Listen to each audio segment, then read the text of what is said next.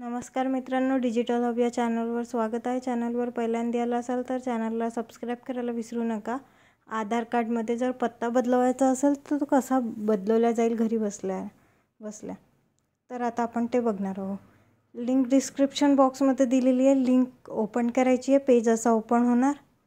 Log in आहे ह्याच्यावर click करायचं। मग आधार नंबर आणि कॅप्चा टाकायचा आहे तुम्हाला। लॉग इन विथ OTP वर क्लिक करायचं। तुमच्या आधारला जो नंबर लिंक असेल त्यावर OTP असं इंटरफेस ओपन होणार। मग आधार अपडेट यावर क्लिक करायचं आहे।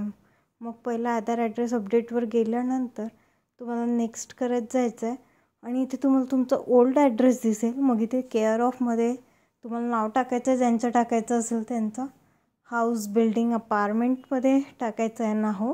ऑटोमॅटिक ते मराठीत येणार। त्याच्यानंतर तुम्हाला स्ट्रीट, रोड आणि लेनमध्ये टाकायचं आहे, रोड कोणता आहे। मग एरिया, लोकॅलिटी, सेक्टर टाकायचं आहे आणि लँडमार्क टाकायचं आहे। पिनकोड टाकताच तुमचं ऑटोमॅटिक स्टेट येऊन जाणार आणि तुमचं डिस्ट्रिक्टचे नाव येणार।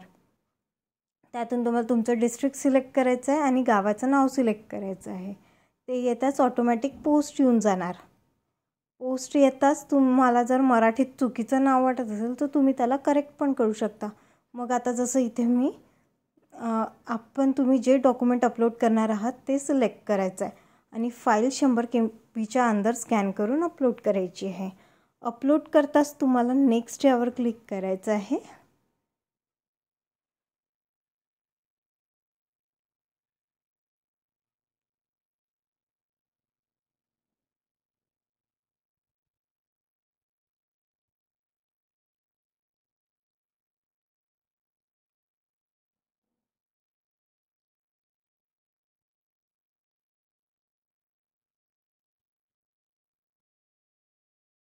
तुम्ही भरलेले डिटेलचं तुम्हाला इथे प्रिव्ह्यू दिसेल, ते चेक करायचं आहे।